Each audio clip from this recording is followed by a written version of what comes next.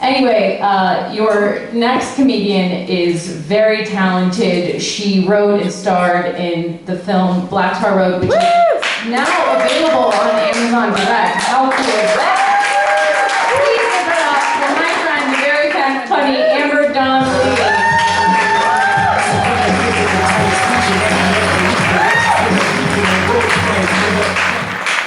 Hey, let me just move this stripper pole out of the way. It reminds me of childhood.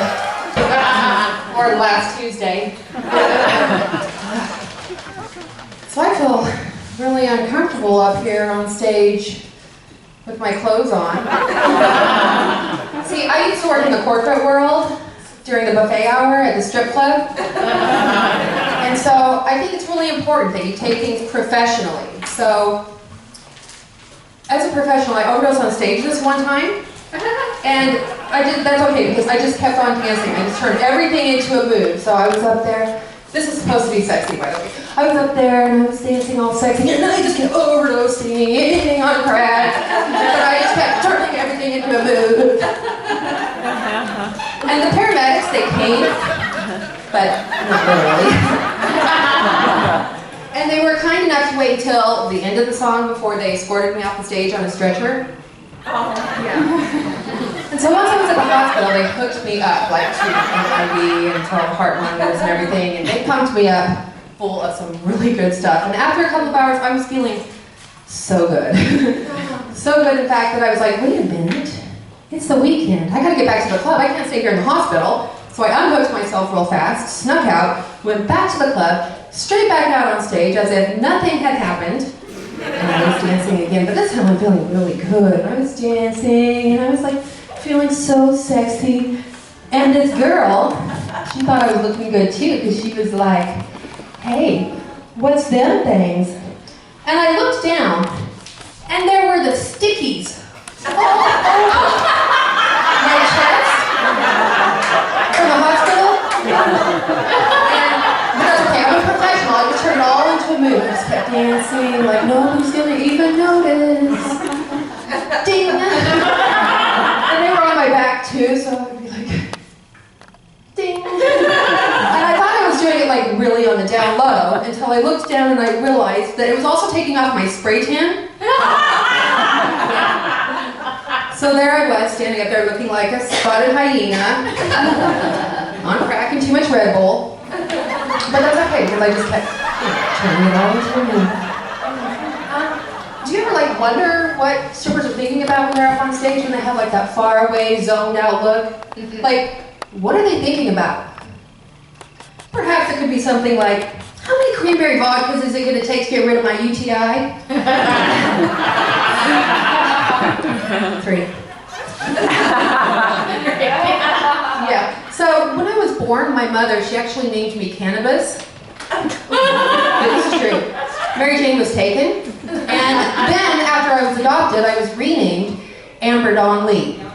So I'm pretty sure that being a strung out stripper was my destiny. However, but living at a budget suite with a sugar daddy who would run out of money was not my idea of a good time. But I was there, okay, I did it. And I was there, rubbing saggy balls, and you can grab balls. And, doing really cheap drugs, and, it was a hard time. But, it sure beats a regular job. That's for sure. So, oh yeah. I've never tried one, but I've heard. I've never had a real job. I have emotional problems.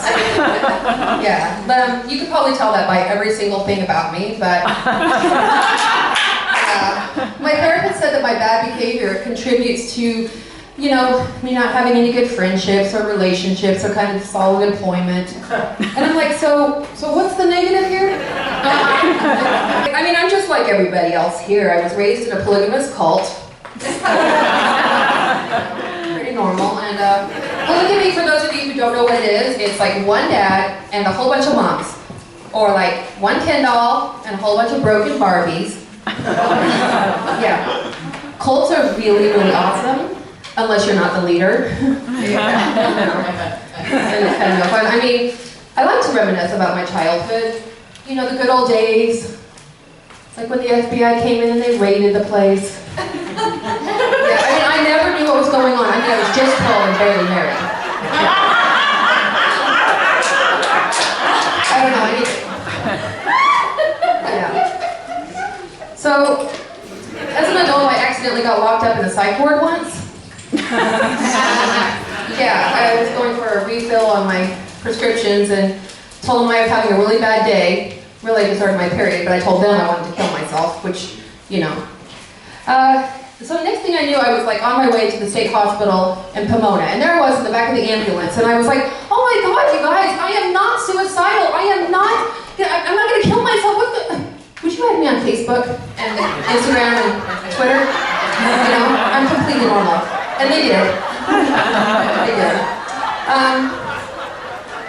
So once I was there at the psych ward, they took away my cell phone because, you know, the lighting in psych wards are really bad, and they knew that, and they wanted to help me out. So they took my phone away, and then they put me in a room with like the real crazy people. Like there was like this sociopath, and there was like this cutter, and there was like this ginormous, I don't know the correct term, black woman, and she did not like me at all. So I decided I was going to be her friend, and so I started talking to her about things that I was doing, like becoming environmentally friendly, and you know, it's the little things that I do, you know, like cutting off my pubic hair and sprinkling it in the trees. You know, they feel stronger. So I'm helping. Yeah. So I'm in therapy with my husband now. I mean, he wants me to do these things that make me feel like really, really, really uncomfortable. Like get a job. Are you serious? Listen, when I was single, I did not have to get a job. I would just go to the last 3 guys that I had sex with, and I would tell them I needed money for a fake abortion. Yeah, so 3 fake abortions equals my part of the rent. My friend, she told this one guy that she was having twins, and so she got double. Yeah. Fake abortions are fun. So I'm a little bit, you know, more calms down now and taking things easy.